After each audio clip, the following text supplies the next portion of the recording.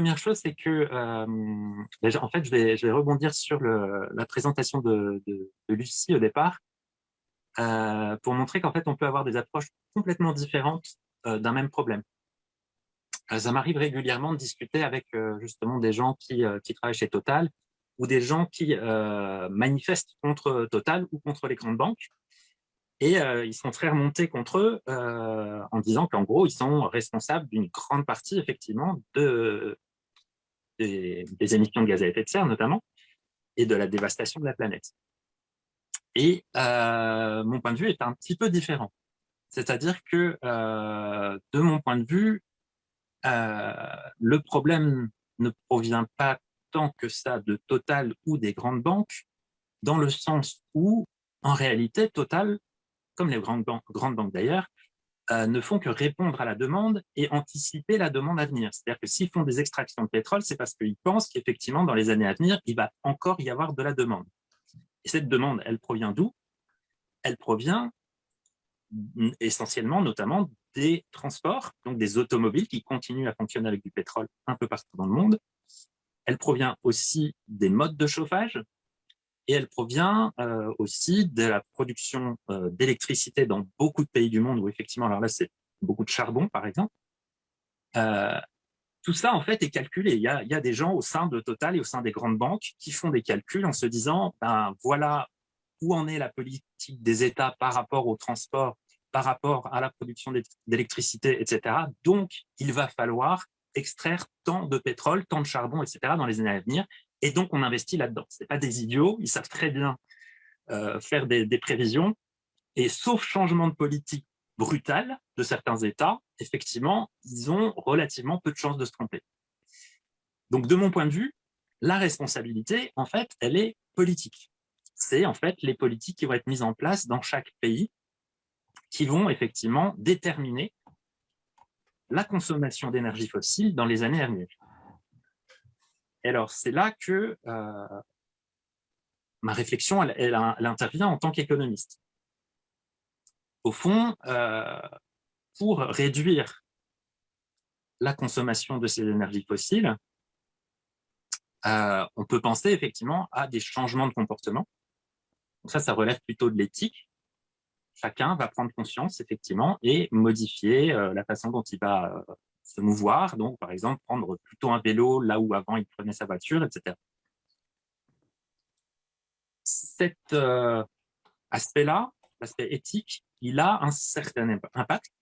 Et donc, quand vous faites, par exemple, une ville en transition, ben, c'est effectivement cette idée-là.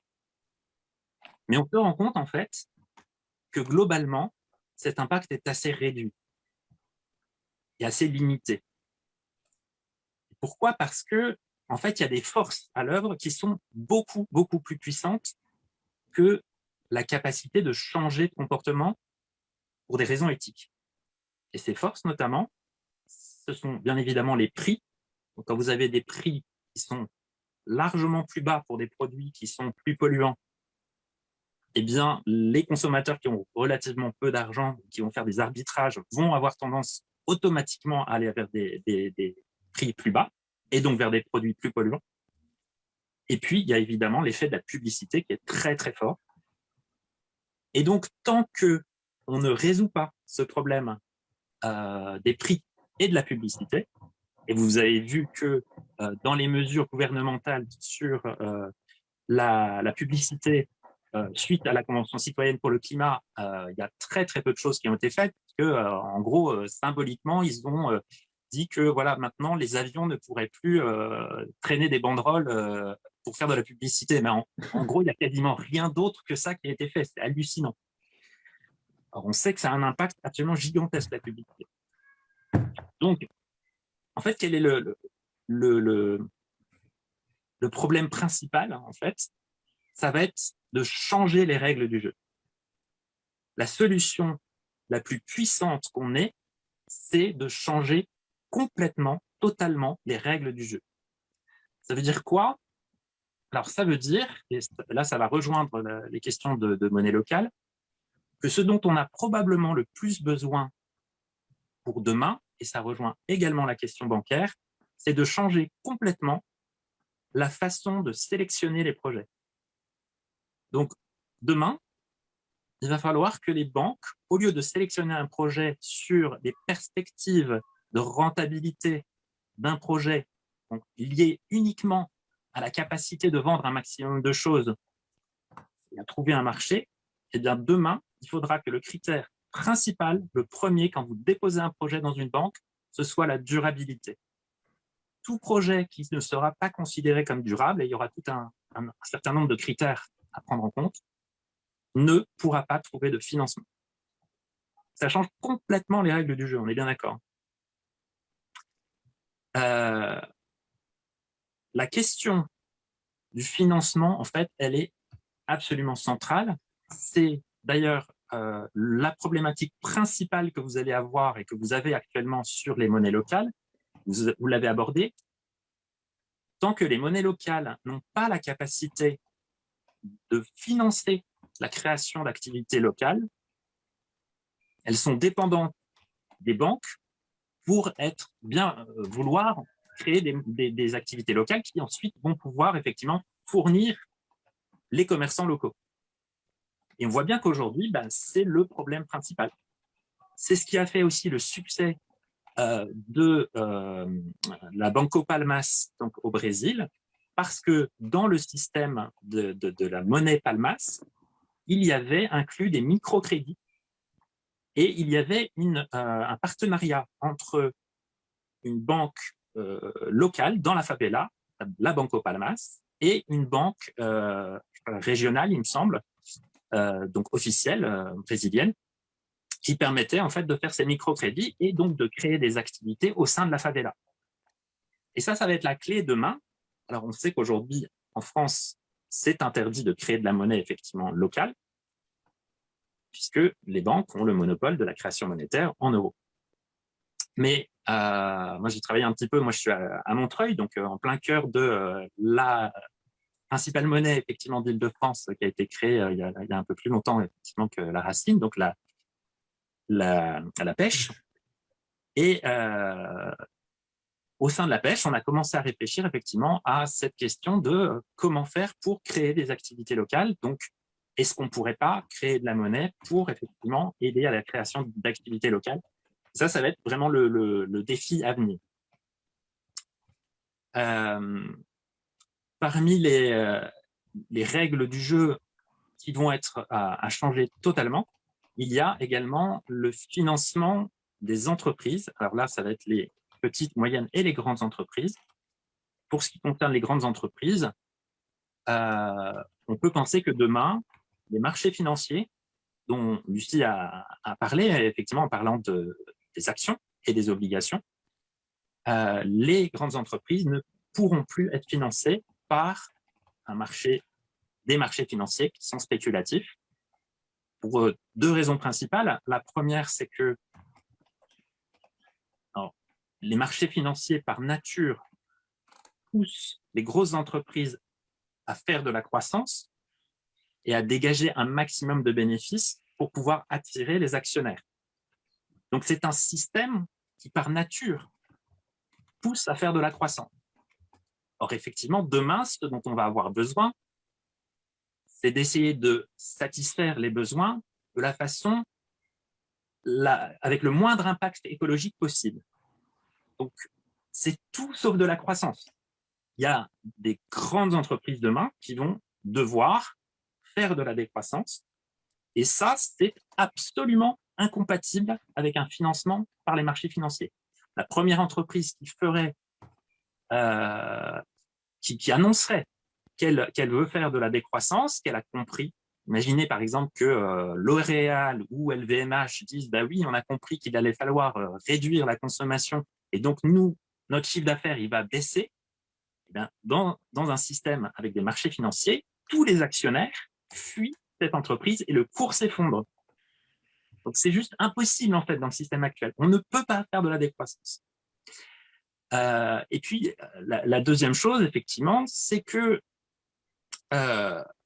les marchés financiers créent des bulles et ces bulles d'ailleurs sont nourries aujourd'hui par la Banque centrale européenne avec le quantitative easing et on sait qu'à un moment donné elles vont exploser et que ça va créer une crise financière qui va avoir un impact sur l'économie de façon globale. Donc ça, c'est plus possible. C'est pas un système qui est durable. C'est un système qui a été effectivement conçu, qui est assez compatible, on va dire, même si on a connu des crises financières par le passé très très grandes, hein, mais c'est relativement compatible avec une croissance infinie. Mais c'est pas, évidemment, c'est pas du tout compatible avec une économie durable. Alors, par ailleurs, donc vous voyez bien qu'en fait, la question, c'est vraiment changer les règles du jeu. Hein. C'est au niveau bancaire, au niveau des marchés financiers. Et globalement, on pourrait très bien imaginer qu'effectivement, demain, on autorise les monnaies locales à créer de la monnaie parce que les monnaies locales savent très bien, dans le tissu local, ce qui manque et quelle activité elles ont besoin de créer localement. Et donc, on pourrait confier effectivement à un groupe de citoyens, un conseil de citoyens, la capacité de sélectionner les activités qui peuvent et qui doivent être financées. Au final, en fait, on s'aperçoit que on va avoir besoin d'une réforme démocratique gigantesque. Ce qui pose problème aujourd'hui, c'est qu'effectivement, l'organisation globale des institutions ne permet pas ces changements-là. On voit, quand on parle des banques, on a l'impression que ce sont des institutions vraiment hyper puissantes et complètement protégées et qu'on n'a quasiment aucun pouvoir sur elles. D'un point de vue politique et d'un point de vue historique, on sait très bien qu'il y a eu des périodes où les banques ont été nationalisées. On sait très bien qu'à la sortie de la Seconde Guerre mondiale, les banques ont été nationalisées. On sait qu'en 1981, les banques ont été nationalisées. Donc, les banques ne sont pas du tout toutes puissantes. En fait, c'est les gouvernements qui les autorisent, qui leur permettent d'être toutes puissantes à un moment donné, en les privatisant, en autorisant les privatisations à un moment donné. Alors, il ne faut quand même pas oublier qu'en France, il y a deux banques qui sont vraiment privées, donc c'est la Société Générale et la BNP. Il y a une banque qui a un statut un peu hybride, c'est le Crédit Agricole, qui effectivement est mutualiste mutualiste au niveau national et qui est une société anonyme cotée en bourse au niveau international. Et puis les autres banques, la plupart des autres banques sont mutualistes ou coopératives. Et donc, en se basant sur la façon dont elles sont organisées, on pourrait très bien effectivement revenir à un schéma beaucoup plus dans l'intérêt général, on va dire. Donc, il n'y a pas une grande difficulté à revenir vers un schéma qui soit plus favorable à l'intérêt général. Donc là, il y a une réforme à faire, mais encore faut-il que le gouvernement en place y soit favorable. Et à mon avis, la meilleure façon de faire, c'est qu'effectivement, on va dire le peuple, c'est un grand mot, mais le peuple reprenne le pouvoir. Et ça va se faire par une métamorphose des institutions, une réforme des institutions. Il y a actuellement un collectif qui travaille pour créer une convention citoyenne pour un renouveau démocratique, qui est en train de fédérer énormément d'associations. Et l'idée, c'est d'ici l'automne et l'année prochaine, de créer une convention qui, comme la Convention citoyenne pour le climat, va réfléchir à comment réformer les institutions. Et à ce moment-là, on peut effectivement imaginer que, une fois que les institutions sont réformées, on puisse créer des conventions citoyennes ad hoc, par exemple, pour imaginer pour réformer l'éducation, et puis une pour réformer le système de financement de l'économie en général. Parmi les réformes qui pourraient être proposées, et je pense que vous suivez certains économistes, je pense notamment à Gaël Giraud, des gens qui sont favorables effectivement à ce que l'État puisse reprendre le pouvoir de création monétaire, et ça permettrait effectivement de financer n'importe quelle activité, non plus effectivement sur des critères purement de rentabilité, mais sur des critères d'utilité et de durabilité. Et donc, la question à partir de là, ce serait, quand vous avez quelqu'un qui vous présente un projet, de regarder comment on peut faire en sorte que cette activité soit durable, fonctionne de manière durable, et financer peut-être une partie avec des fonds propres, peut-être une partie avec des crédits, et une autre partie avec des subventions. En fait, ça existe déjà, évidemment. Par exemple, dans l'agriculture, il y a énormément de subventions, hein. Simplement, aujourd'hui, on fait des choix qui ne poussent pas à aller vers une agriculture plus durable ou pas assez rapidement. Mais on peut imaginer que demain, effectivement, si l'État a la capacité de créer de la monnaie, il puisse mettre des sommes absolument gigantesques pour que les fermes soient effectivement transformées en agriculture durable. On pourrait imaginer également que les futurs agriculteurs, les futurs paysans soient rémunérés de façon très très bonne et que ça attire du coup beaucoup de vocations, parce que c'est vrai qu'aujourd'hui c'est un des freins, savoir que vous allez travailler énormément et que vous êtes très très mal payé, que vous n'êtes même pas sûr de gagner votre vie en travaillant la terre, ça pose un énorme problème et effectivement ça bloque pas mal de jeunes. Donc, on peut imaginer effectivement que demain, on ait la capacité de très bien rémunérer les agriculteurs, puisque c'est le métier le plus important finalement, hein, qui nous nourrit. On peut le faire avec plein d'autres secteurs. Effectivement, on peut le faire avec la santé, on peut le faire avec d'autres choses. Et en fait, on change complètement le modèle de financement des activités à partir de là. La chose importante à comprendre, et je terminerai peut-être là-dessus, c'est que quand on parle de rentabilité d'une activité, en fait, on est en train de raconter une histoire qui est cette activité-là, elle est financée par des achats individuels. Par exemple, des gens qui achètent une voiture, qui achètent de la nourriture, qui achètent, etc. Et il y a suffisamment de gens qui payent suffisamment cher pour que l'entreprise, effectivement, elle ait suffisamment de recettes pour couvrir ses coûts. Voilà. C'est ça une activité rentable. Maintenant, on sait que par nature, il y a des activités qui ne sont pas rentables et qui sont tout à fait utiles. C'est notamment le cas, évidemment, dans la culture. On peut penser aux orchestres, on peut penser au théâtre. Et c'est le cas dans plein d'autres secteurs qui, effectivement, ne pourraient pas vivre sans subvention.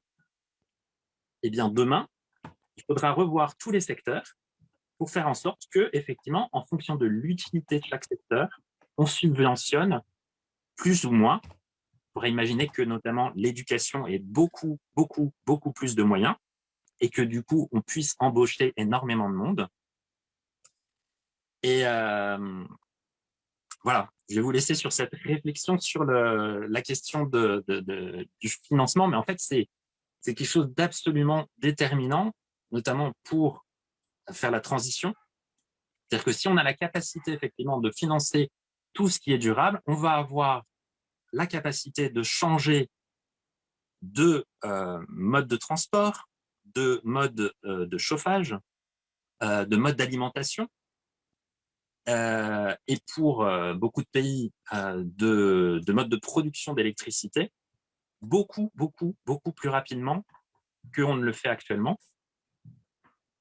Et donc, on fera des choix qui seront beaucoup plus rationnels d'un point de vue écologique. Voilà.